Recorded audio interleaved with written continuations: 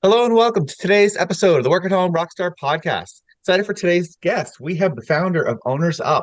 And what they do is they empower 6 to 7 figure B2B service-based entrepreneurs to build profitable businesses, reduce workload, and enhance life balance through a unique facilitated accountability spirit approach. Super excited to be rocking out today with Tanya Alvarez. Hey, Tanya, you ready to rock? Yeah, absolutely. Thank you for having me. Awesome. So we always start off on a good note. Tell me a story of success in your business that we can be inspired by. So immediately when I started my fifth business, which is OwnersUP, here I was training for, I've been a collegiate athlete, distance runner, and I'm training for the Boston Marathon. And even though I know exactly what to do because I've been running for years, I still joined a team, right?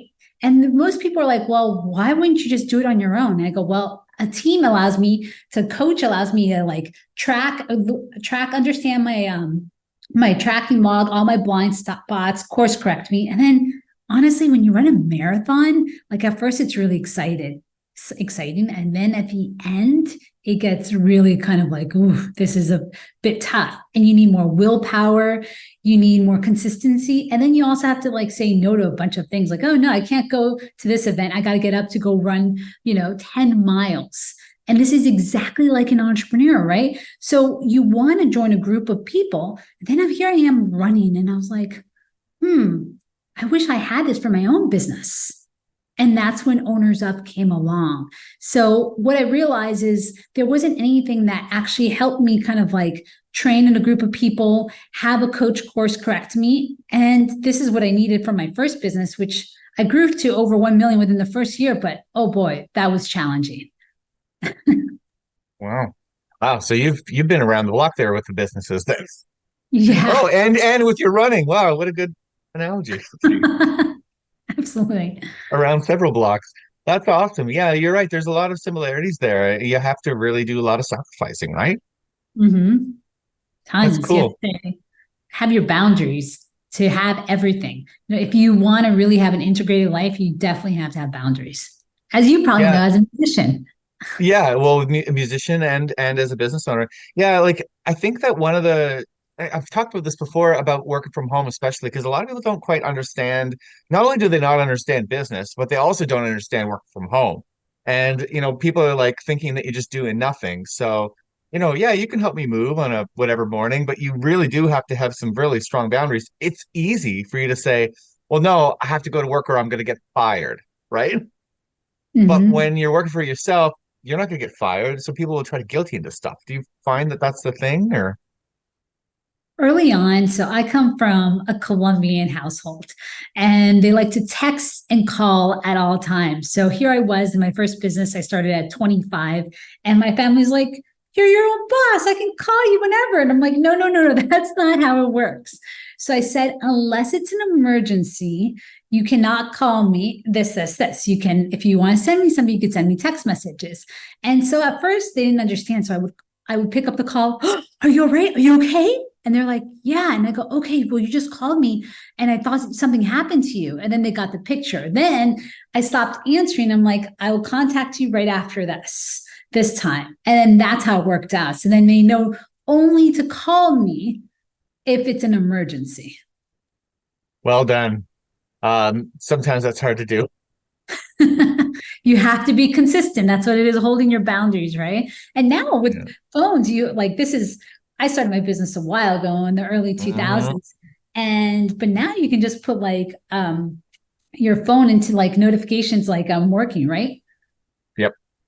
Yeah, there's a lot of it's a plus and minus. Like there's a lot more phones, right? And a lot more people like accessibility, but there's also a lot more tools that you can like put yourself on silent. You can send automatic messages. So yeah, that's a really good tip actually to do the automatic send thing. Hey, I'm working. If this is an emergency, text back. But otherwise, you know, Or you could say I'm on a video call. I'm on nonstop video calls, right?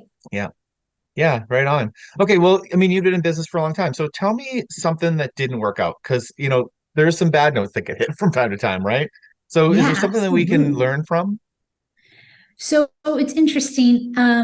One in my first business, a client owed me $100,000.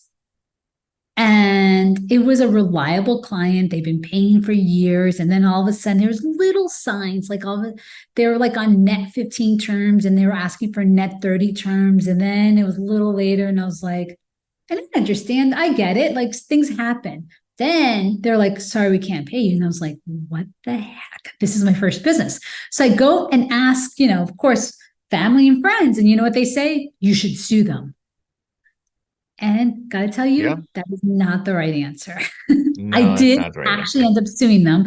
It costs me money. I barely got any of it back, right? And the most important part is I lost so much time and effort and energy focusing on that I could have generated it. So what that made me realize is that a lot of entrepreneurs, we do have like some of us are really fortunate to have people who are cheerleaders, right? And then you have other people who you might be surrounded with that actually are kind of like, no, you shouldn't do that. They're a little bit more risk averse. And it's not that they don't support you, is that they're scared, right? They want the best for you. So they're trying to help you kind of like not get hurt.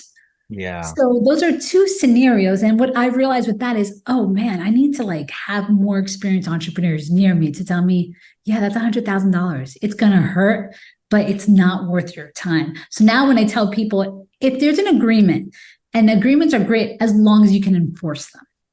Yeah. Yeah. Well, and that's the thing. Like if someone stiffs you out of $100,000 because they can't pay, how are you going to squeeze something out of a rock? Right? It's Yeah. like I don't even understand how that works logistically. Like you're going to go spend all this money, try to figure out how to get that money back, but they don't have it. So, it seems like a lost cause, right? Well, that was some good advice I could have used.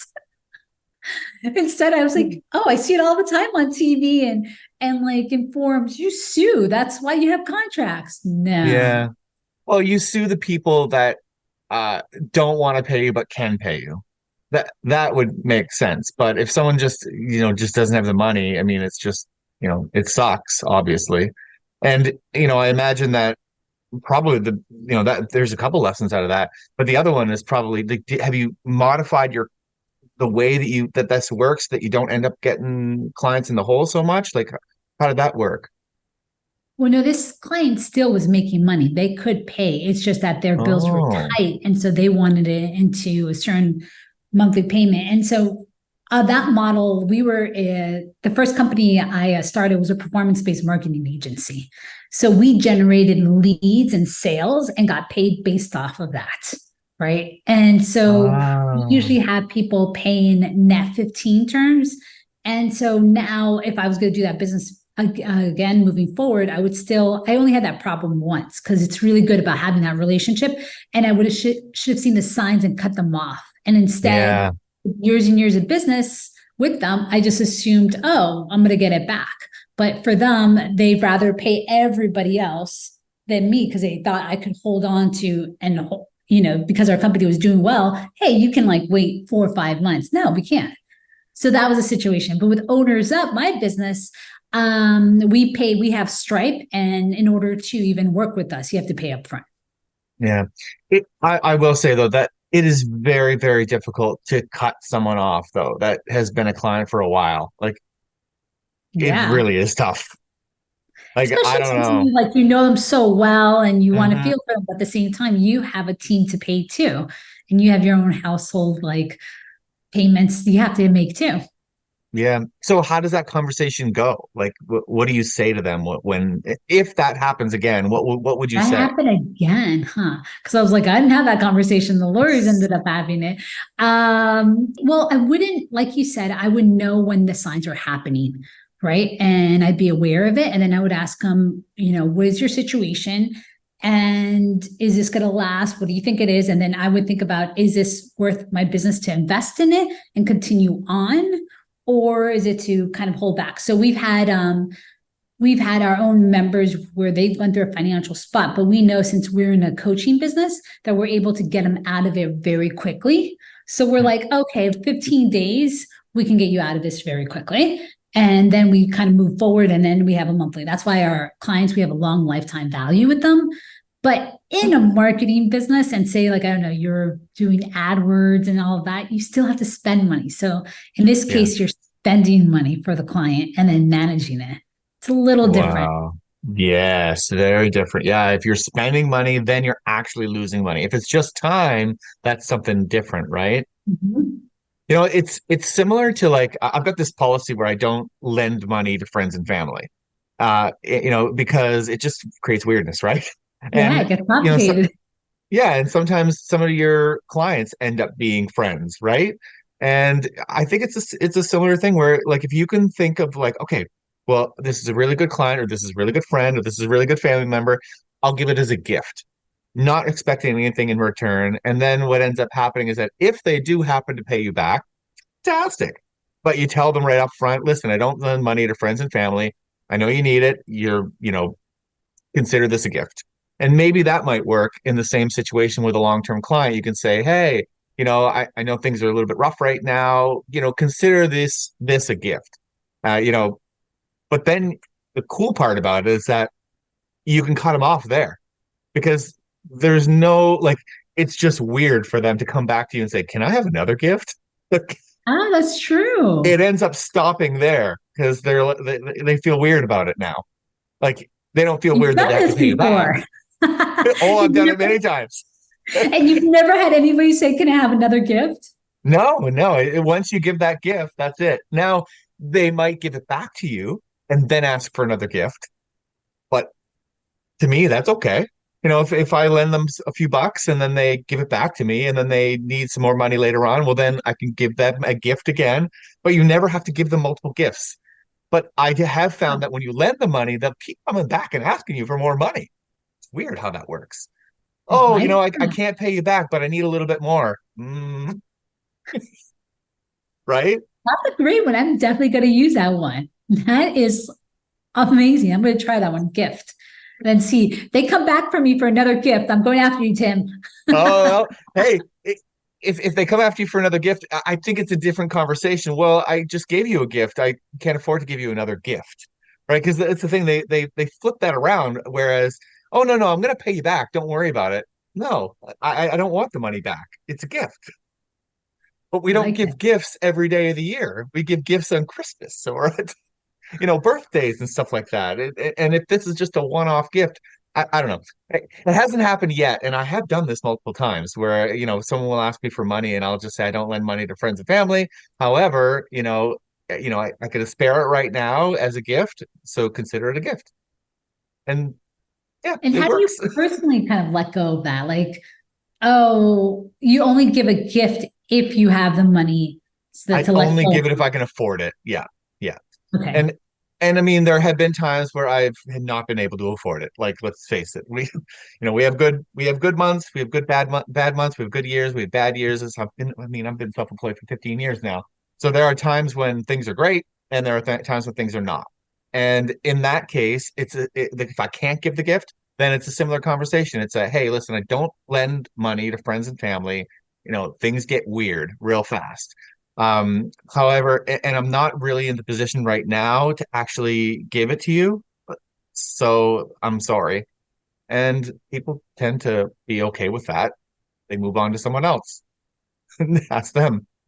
But Right. yeah, This is but a, anyway, this is a knowledge bomb. This is a very powerful knowledge bomb. well, Because thank you. as you know, being an entrepreneur, people assume like, oh, it's consistent, things are going great, right? And they don't realize that, yeah, sometimes it's amazing, or sometimes a client can owe you 100K. Oh yeah. Sometimes you can be in a pretty big hole. Like it's just it's not comfortable for sure, but I mean, maybe this is a big warning to people who want to be an entrepreneur. Hey, if are risk averse, if you're okay with this kind of stuff, then it's great because things do this. Like it will come around if you work hard enough. But sometimes you can be in a situation where, oh, maybe I'm gonna have to put a little bit extra on my credit card this month. But next month, as long as you have a plan. I mean, I'm not saying just keep rolling it on the credit card for months and months and months. But a few weeks here and there, it'll come back, right? Absolutely. So let's talk a little bit about the people that you have around you. I mean, what do you do when you're setting up your team, when you're delegating? Like, who do you look for first, and what kinds of people do you delegate to? So the first thing I always tell any entrepreneur when they first start is buy back your time, and buy back your time at $4 an hour. I think everyone can afford $4 an hour. If not, then you should figure out a service that you can provide that pays you $8 an hour minimum, right? And then go to Upwork, or there's onlinejobs.ph, and find somebody in the Philippines. This is actually a great pay. Like, you're probably like, oh, $4 an hour, that's awful. No, that's actually really, that's pretty decent for them, you know? And why I say that is when you first start off, there's so many things you have to get done, right? To like business development, to research, to eat, all these things. And even your finances, like getting it all together. And there's things that drain you. And so the task might be equal in the sense of time, like it may take you 20 minutes, but the energy it takes drains you, and you won't be able to do the next task as easily, right? And so if you actually take the time and pay somebody, let's say the monthly, I don't know, a part-time is like $325, $350, or whatever it is a month, you can do that because you'll be able to actually get more done and move your business faster. So that to me is essential. And if you think that you have to do everything exactly how it is, then you're already holding yourself back. Yep. Yeah. So how do you find, like, because I've heard some pretty bad stories about going to Fiverr and all that stuff, about finding people that weren't really able to do what needs to get done. Do you have sort of like some guidelines that you follow to make sure that you get somebody that's going to be good? So yeah, first you got to figure out what are the tasks that you want to get done. So I think a lot of people have the issue where they're doing like one-offs, which are great, but one-offs are, you have to kind of train them to be how you want them to be, to think how you are, right? So I like to think about having a mix of 50% some admin and 50% some lead generation or biz dev.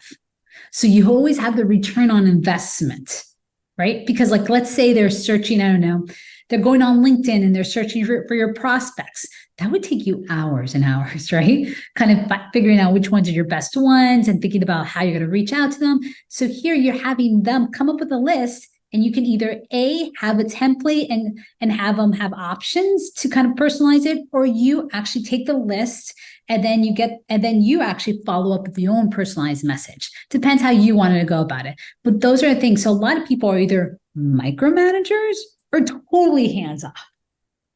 And what I mean by that is micromanaging. You forgot this comma. Yeah. You got to work with them. They're not going to be 100%. No one's going to be 100% like you, right? Even with the best SOPs. But 80% done is better than you 100% doing it. And even if you have to add 20%. Hey, Rockstar. I hope you're enjoying this episode of the Work at Home Rockstar podcast. If you didn't know already, my business is Creative Crew Agency. We build websites. Now, let's talk about your website for a minute. Most people realize that at this day and age, we need a website, but we don't really know what the website is supposed to do. And sometimes you'll just go and build a website for the sake of building a website. What I do is I make sure that your website actually accomplishes a goal. Now, there are three main goals to most websites. Number one is to provide information and build credibility. Number two is to schedule some sort of appointment and get them onto a sales call. Number three is to sell something like an e-commerce site. Now, when you're setting your website, you have to be very mindful that the visitor doesn't know what to do. And so you have to provide them with a roadmap that leads them down a path to wherever you want them to go. On my website, I want them to be on a free consultation. So that's why when you go to creativecrewagency.com, you'll see information about scheduling a free consultation. Now, for you, though, I'm going to provide you with an extra link so that you can get your free website audit. Go to creativecrewagency.com/free website audit and schedule an audit with me. And I'll go through your website live and determine what we can do to improve your conversions and make sure that you're getting the business from your website. Go to creativecrewagency.com and we'll see you there. Love it. I love it. That's great. Yeah, and I like your idea of splitting it up between work that's going to get you an ROI right away too, right? Uh-huh. Then it's not all the way out. Yeah. Or people are just like, well, I don't know, it's not paying off. It's like, well, your energy is better, right? You're not doing those tasks. And now you have actually leads that are predictable, because what ends up happening with people when they're starting a business is they don't have predictable lead gen. And it's because they're not consistent doing the outreach or whatever that activity is. The only way you can get consistent is if you're doing paid ads, Yeah. And most of the time when you're an entrepreneur, paid ads isn't going to happen for you. Yeah, well, especially in the very beginning, you don't have your systems figured out yet. You haven't figured out the conversion of your tools, right? Like there's so much Mhm. stuff that you're sort of working through. So if you're going to throw a bunch of money at it, like, and that people do make that mistake. I've heard that mistake many times in this podcast where you throw a bunch of money at something that just doesn't work, right? Like just And because you spent the money in the ads doesn't mean it's going to make you money, right? oh, there are tons. People are always like, oh, well, I paid the ads. It was like, oh, your landing page wasn't optimized. The Mm, conversion, the follow through, it's a whole thing. yeah. Yeah, it's true. And so when you first start the what kinds of tasks did you find were the best to offload to someone like on Fiverr or whatever? So the first task I had is like literally looking for people within my ideal audience, right? And then having it where it's filtered. So mine are very specific right now. I'm looking at 6 to 7 figure businesses, and I could tell based on their size or location, some of like their family, their mindset. So I have them researching a lot of little things that Wow. necessarily it's not like a quick like, ooh, let me go on LinkedIn. Let me just do a search. No, I have it very specific. And that would take me hours to do. So that's And this one of is the really things. cool. Yeah, this is really cool because when I think about delegating some of those tasks, the first things that I think people think about are like tasks. They're not research tasks. They're like, oh, I need you to do some accounting for me, or I need you to do some manage my emails or something like that. You're actually getting them to go out there and get you leads, which is, I agree 100%. It's one of those things where you you've got work to do and then you've got sales to do. And it's like you do the sale, you get the job, now you do the work, you're not doing the sales anymore. So then the work's done, and now you have no work more to do. You have to go back to do the sales again, right? So this right here would really kind of like make it so that you can do the work that you're good at. It's the reason why you're probably doing the business in the first place. The sales is not what you necessarily thought when you started a business that that's what I was going to do. I'm just going to be a salesman, right? You thought I was going to do this work, and the sales part was like, I have to do this too now, right? And then what ends up happening is maybe you start, okay, I'm going to do it. I'm going to do it. And then, a week goes by and you're like, oh, you're not consistent. You're kind of like maybe like reaching out to people once a week. And then it comes out to like every 2 weeks. And then you're servicing your clients. And then you're like, wait, my pipeline's dry. What am I going to do? Hmm. Yeah. And you know what's interesting? I'm thinking about this now is that there's been a few guests on this podcast that have grown these giant businesses. However, they're the salesperson, right? And they ended up hiring all the people who do the work, right? They're not even the people that do the work. But I think that that's super like rare. I think that a lot of people when they start their business, especially solopreneurs, that's not what they're doing. They don't want to be a salesperson. They want to be a worker, right? That's what their passion is. So But I this would is say one of really the good advice. hardest things is finding somebody who closes similar to you. So maybe what they're doing is they're letting everyone do the work, but they're the closer. Yeah, yeah. Well, maybe they're letting everybody else do the prospecting as well, but it kind of sounds like they don't know how to do any. Like I had this one technical guy who hired an entire technical team to do all the technical work, and he's just a salesperson. And I'm like, Right. oh, okay. But he's doing very, very well because, like you just said, I think that like sales is really difficult to let go of in your business because like you said, nobody's going to really have the same type of passion for that business and be able to close those sales as well as you can because it's what you're doing, right? Yeah. And and so it's super powerful if you could find somebody else to do the work the way that you do the work. But it's you know what I mean? You're wearing all these hats at the same time. So how do you choose? And that's why I'm like, that's the first thing. And the best part about it is it helps you start thinking about your own process, your own criteria. Who do you want to go after? Because Mm, then if you're just like, go find all these business owners and then they come back with like crappy leads, well, you didn't like actually filter it. So it helps you really focus in like what's super important to your business. And yeah. one thing that really frustrates me, but it only takes 2 minutes. I think it's like David Allen. I forgot what the book is. It's like, if it takes you 2 minutes, just do it. No, don't do it. So if you're going to do it, record yourself. Go on, Yeah. get Loom for free and do it and record it. Loom actually transcribes it, tells you the summary, and then you can pass it off. I love it. I love that. So that leads us right into the next topic, which is talking about tools and instruments. Well, that's a tool. Is there any other Yeah. tools that you use to get success in your Oh, business? yeah. So another one, which is like for business and just life, 1Password or password manager. So Yeah. the password manager I use is 1Password, right? It's not I use 1Password for everything. It's a password manager. And in order to get my husband on board, he was so resistant, but now it's like he can't live without it. And so what it is you can have your business one. So when you hire people, you can always change your password, not having to remember the same password or thinking like, oh no, what are the passwords I actually gave them access to, right? And then for your family, it's small little things that you don't actually have to be like, oh, what's the Netflix password or what's this? It's all on this 1Password manager. And it is game changer. And then when you think like you lost your credit card, because it stores all your credit cards, you have all the information there too. So I would say it takes a little bit longer to set up, but once you have it set up, you can't imagine living without it. I use LastPass. Oh, that's a great one too. Yeah. Yeah. Yeah. I'm gonna have to check out 1Password though, because I like checking out other tools. That's And then great. That's a really good advice. Yeah. And another tool I can't live without is Loom. Anytime I'm doing a task, I'm always recording myself and I'm always talking the task out. So that really helps me kind of say like, I'm going here. Oh, the reason why I'm filtering this is because of this. So those are two. And then another one that I can't live without is, why am I blanking out? Oh, audio pen. So I am an external thinker. So external thinkers, I just found what external thinker means, by the way, is I like to talk my problems out, right? And so sometimes I'm like, my husband's like, wait, you seem like you know what you're doing, but I have to talk it out, kind of bounce it out. I'm one of those external people. So now audio pen, what it allows you to do is record yourself.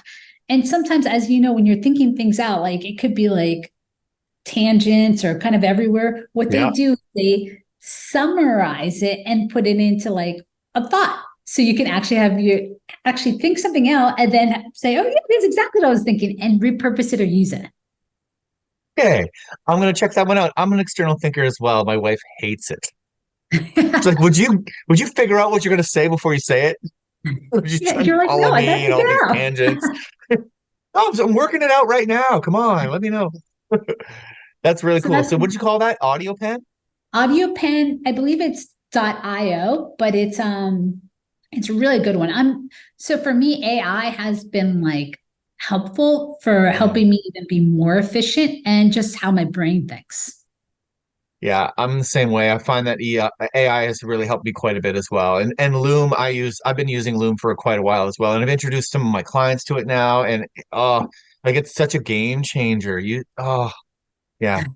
I don't even want to get into that because it's so much, but definitely download Loom or go to the Loom website and check that out. Because yeah, for creating playbooks and for we use it in our onboarding processes as well.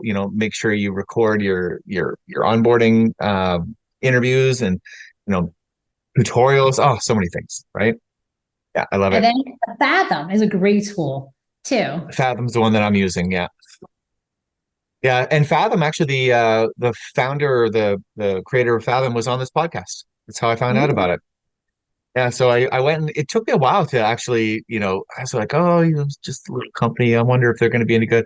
But I've tried so many other AI note takers, and it's still the best one. Only disadvantage I have on this one is that it only attaches to Zoom. So, some of the other ones will attach to Google Meet and all that stuff. But, Fathom is fantastic for what we need it for, especially being able to like do the highlights and just clip those highlights and send it to someone else so they don't have to listen to the whole interview, right? Ooh, here's another one for podcast and for coaching. Cast Magic. Cast Magic, okay. Have you heard of this one? So Nope. let's say you get your podcast recording or a coaching call or any of your clients' calls.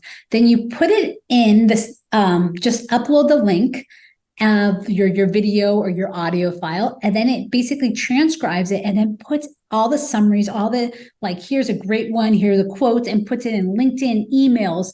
And you can actually ask the AI to like say, create a course about this. So let's say you ask this based on this conversation, they probably would do a course on VA or AI tools.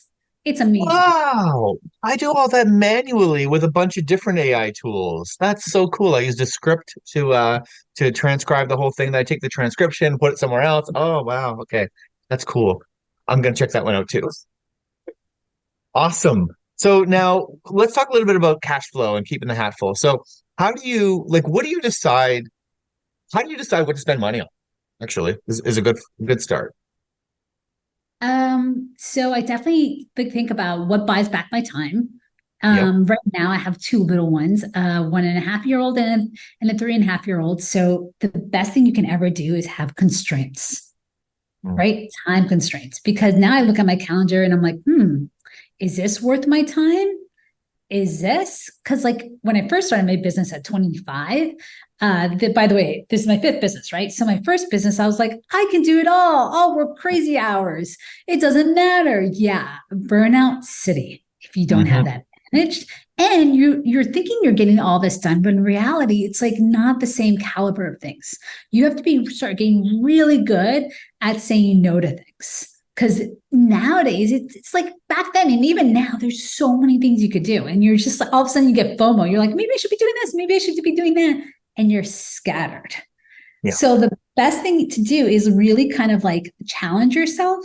Oh, sorry, let me go back. So my first business, I wanted, this is before it was trendy, Instagram, all of that, to start traveling. So I did something just being 25, I wanted to travel. So I wanted to go to like Peru, Vietnam. So I went to all these places, but at this time, they didn't have internet connection. Oh, So that's what that forced me to do. It forced me to trust my team and delegate, right? wow. And that was perfect for me because that allowed me to be like, have you ever heard of Parkinson's law? No. So Parkinson's law says basically it's like if you give a task like 4 hours, it'll take you 4 hours. Oh, So yeah. It however expands long to the it amount of takes, time. Yeah. yes. And so notice how like right before vacation, you get so much done. So Yeah. here's a little tip I always tell entrepreneurs: go away for 2 weeks, even if it's if you can't afford to go to like, I don't know, staycation somewhere else, but it'll force you to get really productive with your time. Right. Huh. My And wife's so gonna love that one. yeah. And so that works out. So then it allows you to actually kind of look at, okay, I have 2 weeks before I go. I'm not going to like, I'm going to be off the phone. What can I actually get done? And these constraints get you more productive. It allows you to outsource things and delegate faster. Really good. Awesome. Yeah, and I think that's a really good piece of advice. Uh so what do you think holds people back from doing that delegating? Like what why was that scary? Well, there's a number of things that they're scared that they're not going to do it right. They're going to look bad. If the person messes up. What else? What do you think? I'm sure there's a task that you haven't wanted to delegate. Of course, there's if it's your own, like if it's something that only you can do, you're going to hold on to that. That's what makes it special. Yeah. Well, that's what makes yeah, exactly. That's the special part of it, right? But I think you're right. I think that you're scared that something's going to happen and you're going to have to be in there to come and fix it, right? But maybe there's ways that you can, like you said, maybe take a staycation that's close by so that if something does fall apart, you can come back and check on it, right? But I would think that probably problem is that you haven't really defined the tasks properly to be able to be taken over, right? Or it's all in your head. But here's a Mm. sad kind of truth that if you got, it's kind of like morbid, but something happens to you health wise, you're going to have to trust your team. Or it's going to be scary that if you're in the hospital, who's going to take over? There's only so much where your clients are going to be patient. Like, oh, yeah, I'm going to keep paying you for the hospital if you're 3, 4 months in. It's called the bus factor. If you got hit by a bus, does your business still run without you? Mm. Boy, that's tough. Yeah, All right. you have to think like that, right? And you have kids, so it's kind of like, how do you prepare them for the future? Hmm. The same Yeah. thing with, like, in a sense of your team. How do you can't just like be on top of them, right? They have to make their own decisions. So how do you empower your team to make those decisions so that when you're not there, you can enjoy going to conferences, speaking at events, doing all these things? Yeah, it's totally true. And that's exactly, yeah, like you said with parenting as well. The more you do for them, it's a tough mind game, right? Because the more you do for them, the less prepared they are, really. But Mhm. you feel bad like watching them do something on their own when you could be doing it for them, right? Isn't that, Yeah. oh, it's difficult. See my 1 year old like trying to put her shoe on, and I'm like, Yeah. no, no, she has to learn how to do it on her own. This is her process. Yeah. Yeah. Wow. Okay, so it's time for your guest solo. So tell me what's exciting in your business right now. So right now, what it's funny that we went on this topic. I realize there's so many freaking courses out there. There's so much knowledge. I bought a course and it's in my digital bookcase. How I see, you know what I mean? I never Mhm. got it done.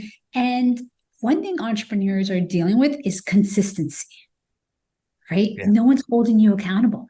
There's Mhm. nothing that's kind of like rooting you on. No one's telling you, hey, the reason why you haven't got this done is you're dealing with either perfectionist over analysis, or you feel like there's a knowledge gap. You don't know how to do it. So how do you solve this? Course isn't going to help you solve it, right? It can help you. And we already have the knowledge. Everything out there is somehow on YouTube, or you can Yeah. find it on the web, or even ask ChatGPT. But there's something about the insights about doing something, right? And the knowledge you had based on it. So before I had kids, I read tons of books. And then when the kid happened, I was like, oh shoot, there's nothing like the book told me, you know? Yeah. So it's one of those scenarios. So what we have it called Power Up, where we help entrepreneurs really get the success habits that actually move you forward. So what that mean by that is the first week of the month, we have it where you review your past month, and then you plan out your goals for that month. Now, plan out the goals sounds great, right? There's so many times where I planned out goals and then I did not break it down. So, for example, in that marathon, hey, I'm going to join, I'm going to run a marathon. But did we actually schedule the workouts, the stretches, the intervals, the distance in my calendar so it moves around and I'm not jumping from, oh yeah, here's a meeting and I got to go run right now. No, Mm. you have to put it in your calendar. So we help them take that time to break it down. And if they don't know something, we help them break down the knowledge gap that they have. And then the most important thing is having it where it's consistent, right? So what are the metrics that hold you accountable to that consistency and so that you deliver? And usually you have to have a peers to help you with that. And so we set people up with peers. And then we have these Oh. things, and it's what we call it is a power hour. So you learn a tactic for 15 minutes and then you actually implement it for 30 minutes on the call. And then you share with others and learn the insights from it. So you walk away not like another like online course and you're like, okay, I'm going to put it someday, get it implemented. No, you're actually doing it on the call. So that is Owners Up, Power Up. Wow. So what kind of person would get the most out of a program like this? I would say somebody who's just like, in a sense, knows what they want to start their business, and then or they're in the six figures or trying to get to $10,000 a month. Okay, awesome. And so how do we find out more? Yeah, just go to ownersup.com and you can follow me on LinkedIn and just DM me. Tanya, this has been a really good interview. Thank you so much. Thank you. To the listeners, make sure you subscribe, rate, and comment, and we'll see you next time on the Work at Home Rockstar podcast.